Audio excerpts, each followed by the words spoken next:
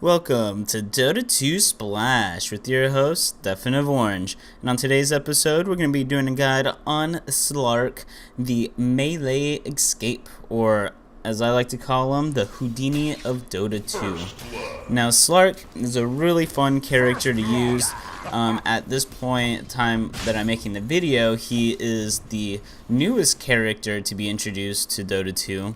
So there's still a lot of people out there who haven't got a chance to really use him or haven't had a chance to get good with him. So I thought I'd make this guide for Slark. Now, Slark, like I said, is a melee escape. He's not a carry. He's really nothing else other than just an escape. Now you can semi-support with them, you can semi-carry with them, but for the most part, you are a ganker and an escape artist.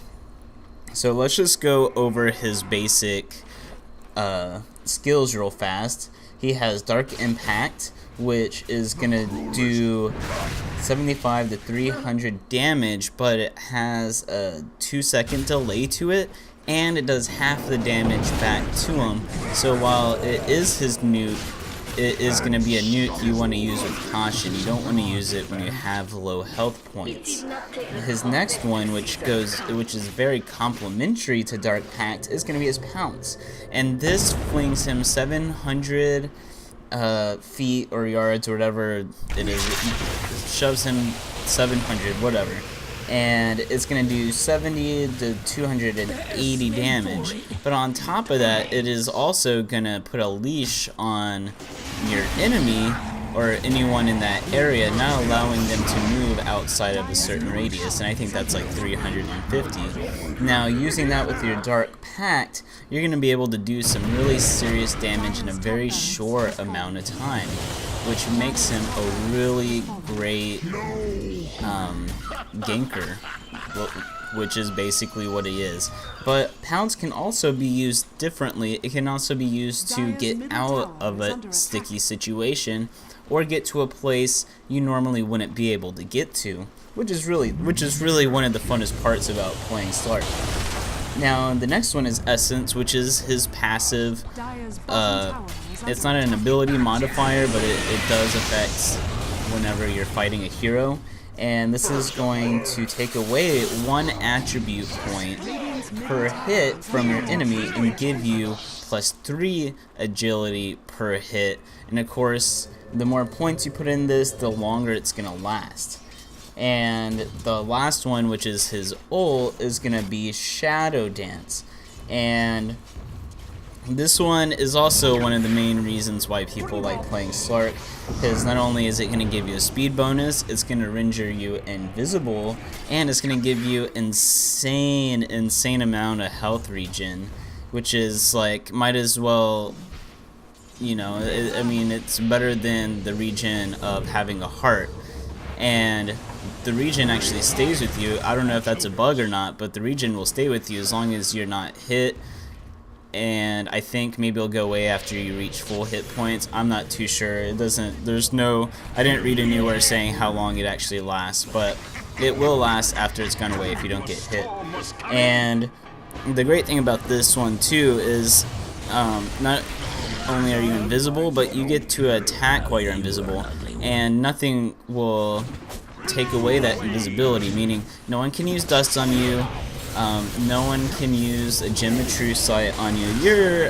You're invisible as invisible goes, but you have a little dark cloud around you, which will give away your position. So you are going to want to use it cautiously. You're not true invisible. You're just kind of not able to be hit. But the cool part, you can hit other people. Now, the thing is that Slark is kind of a squishy character, so you gotta play him wisely.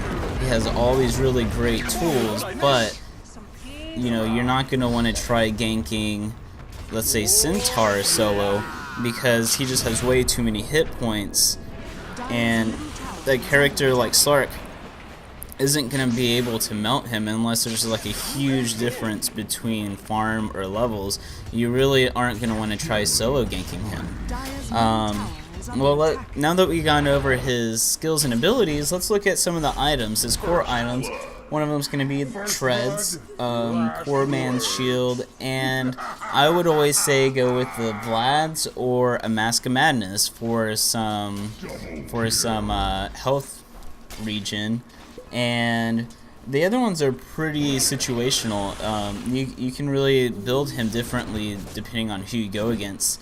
An item I would say to get, maybe if you're going up against someone like a nuker, would get a BKB, or if you have going up against people with stuns, or anyone that can prevent him from escaping or going invisible or using one of his abilities like silence and whatnot, you're going to want a BKB, especially like Drow. Drow would be a good example of someone Slark is going to want to have a BKB for.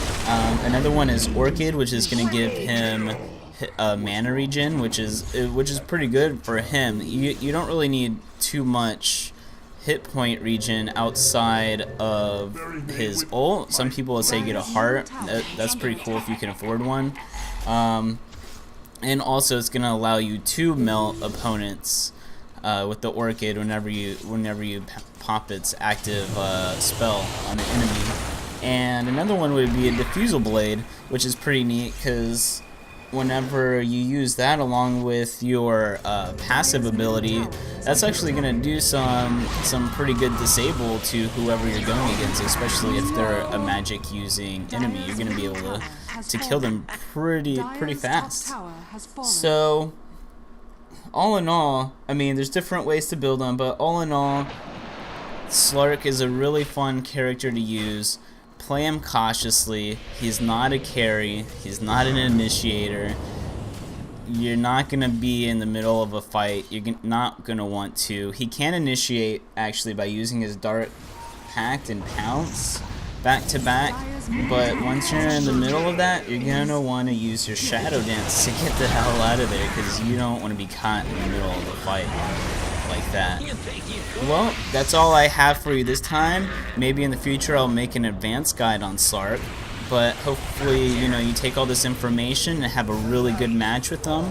So until next time, guys, play some Dota and have some fun. Oh yeah, make sure to like and subscribe too. Alright, bye bye.